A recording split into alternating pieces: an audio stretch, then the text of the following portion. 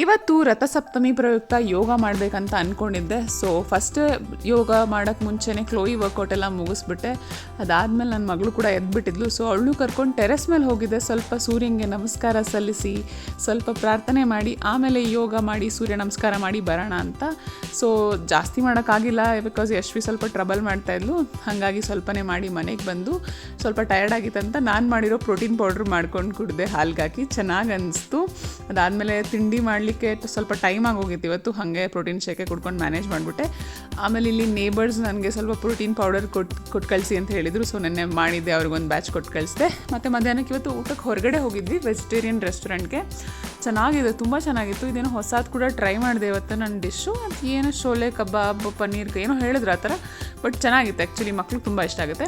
ಆಮೇಲೆ ಇದು ಲಚ್ಚಾ ಪರೋಟ ಆ ಥರ ಏನೋ ಇತ್ತು ಹೆಸರು ಇದ್ರದ್ದು. ಸೊ ಇದು ಕೂಡ ಟ್ರೈ ಮಾಡಿದ್ವಿ, ಚೆನ್ನಾಗಿತ್ತು. ಬಟ್ ಅಷ್ಟು ನಾನು ತಿಂದಿಲ್ಲ, ಎಲ್ಲರೂ ಸೇರಿ ತಿಂದಿದ್ದು. ಆಮೇಲೆ ಮತ್ತೆ ಮನೆಗೆ ಬಂದು ಪ್ರೋಟೀನ್ ಪೌಡ್ರು ಕಳಿಸ್ಬೇಕಾಗಿತ್ತು ನಾಳೆ ನಾಡಿದ್ದಕ್ಕೆ. ಸೊ ಅದಕ್ಕೋಸ್ಕರ ಫ್ರೆಶ್ ಬ್ಯಾಚ್ ಪ್ರಿಪೇರ್ ಮಾಡಿ ಸಂಜೆಗೆ ಚೆನ್ನಾಗಿ ಸಲಾಡ್ ಮಾಡ್ಕೊಂಡು ತಿಂದೆ. ಬಟ್ ಇವತ್ತು ಕ್ಯಾಲರಿ ನೋಡಿ ತುಂಬ ಬರ್ನ್ ಆಗಿದೆ ಬಿಕಾಸ್ ಯೋಗ ಆ್ಯಂಡ್ ತುಂಬ ಓಡಾಟ ಇತ್ತು. ಸ್ಟೆಪ್ಸ್ ಏನು ಅಷ್ಟಾಗಿಲ್ಲ. ಮತ್ತು ನಾನು ನಾಳೆ ವ್ಲಾಗಲ್ಲಿ ಸಿಗ್ತೀನಿ. ಬಾಯ್.